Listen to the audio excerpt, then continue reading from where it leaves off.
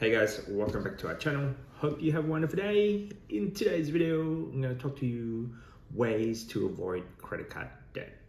If you're new to this channel, I usually talk a lot of things when it comes to personal finance, how to get ahead in life financially, and our journey in order for us to achieve FIRE. One of them is not to have credit card.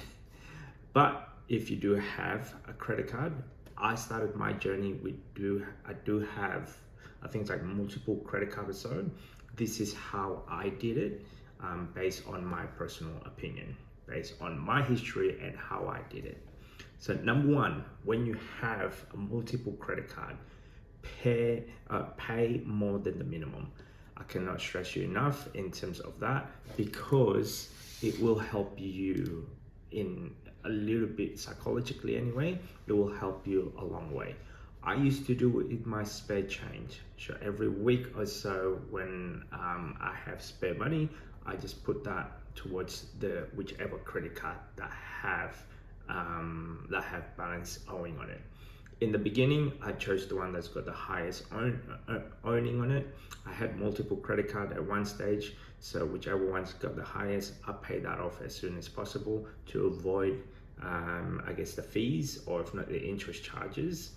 But now, come to realization, if I were to do it all over again, I would have done it, paid the smallest amount on balance. Let's assume that you have multiple credit card. As an example, would be one of them's got $1,000, the other one's got $5,000, the other one's got $30,000. As an example, I would pay off the $1,000 account balance and throw every single money that you can think of towards that, because psychologically you see that number to get lower and lower and lower. When you get up to that far, when you get to a small amount, at a certain point you have this psychological moment where it's like such a relief, and you when it's already paid off, that's it, close the account. Number two is pay off more than the minimum, because paying the minimum, it does slow you down because you're paying interest on the credit card. I remember doing that throughout my life. I remember paying the bare minimum, let's say whatever amount, call it, let's say $200 or so, but a certain percentage of that goes towards the interest on that particular balance, and that doesn't help you going forward. So it's like you're paying a big lump sum, but you're only paying this amount because some of that goes towards the interest. And depending how long you've got the interest for, sometimes it can occur getting a bigger and bigger fees. So definitely pay more than the minimum. If you can't, if you're still on a multiple credit card, then if you have to because of tight budget and whatnot, and cash flow issue, then yeah, pay the minimum on the rest of the card, but on one of them, I would suggest to pay a little bit more to close that account balance quickly. So yeah, another one would be using a snowball method.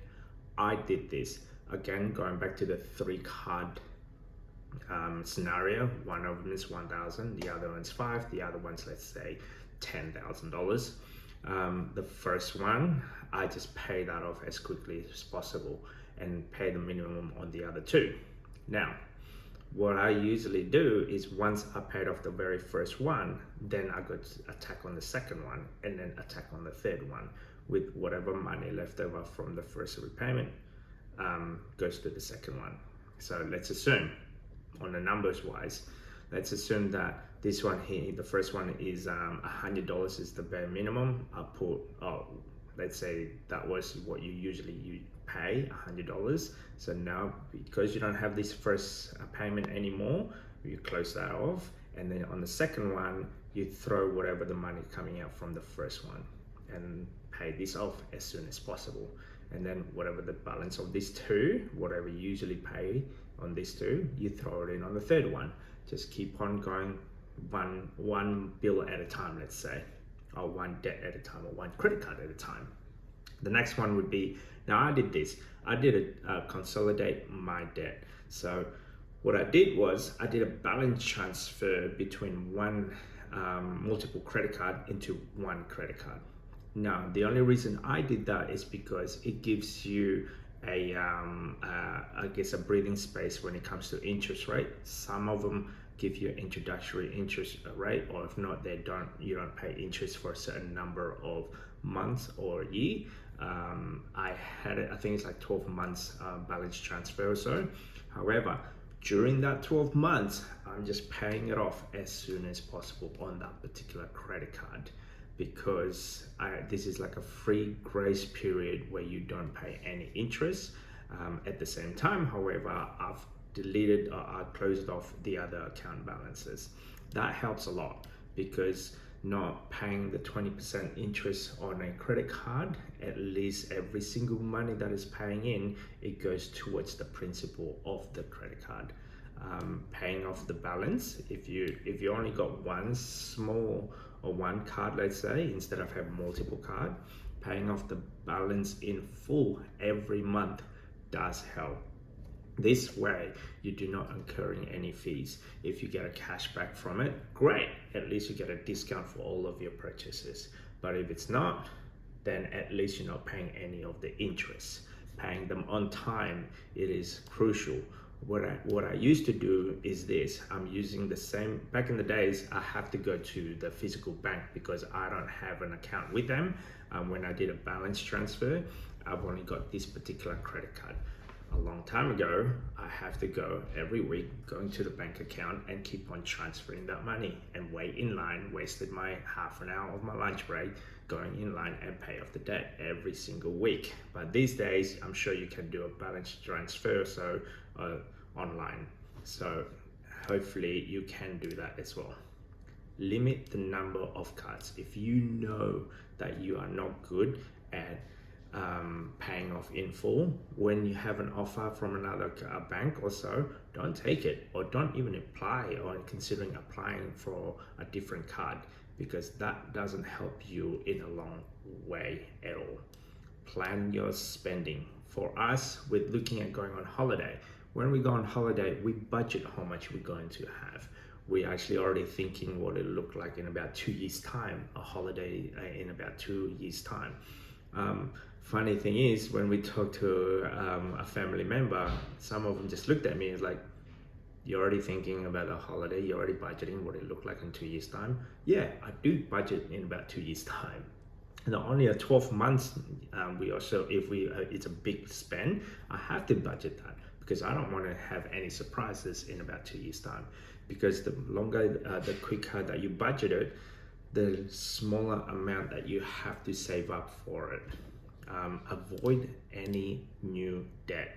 For us, it means stop going shopping. If you have a credit card balance, you focus on that. You just keep on paying it as quickly as possible.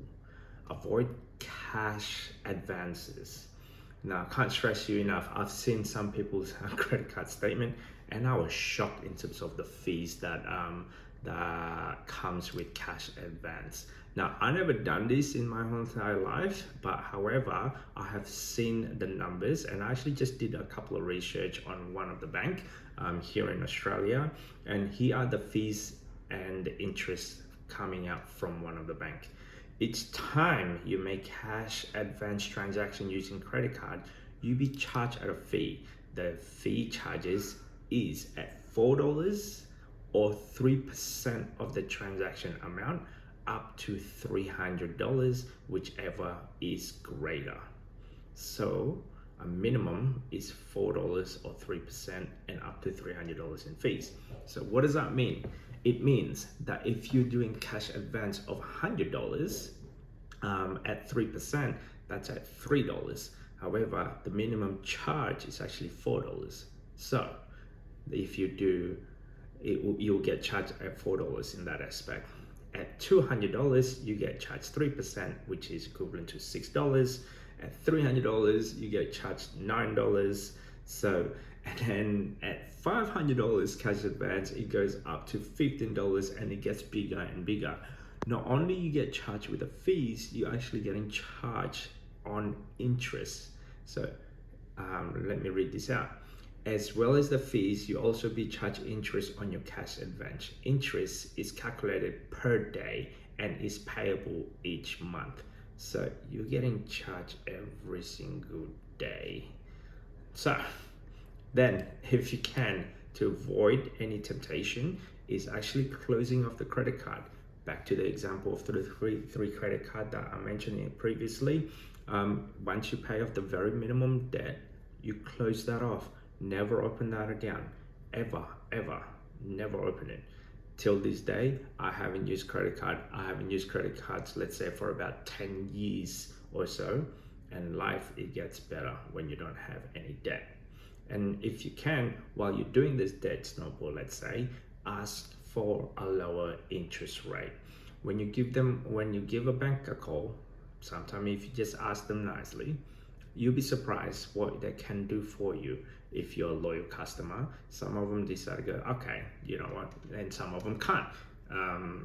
Some of them willing to, I guess, to keep you as a customer, willing to reduce the interest rate.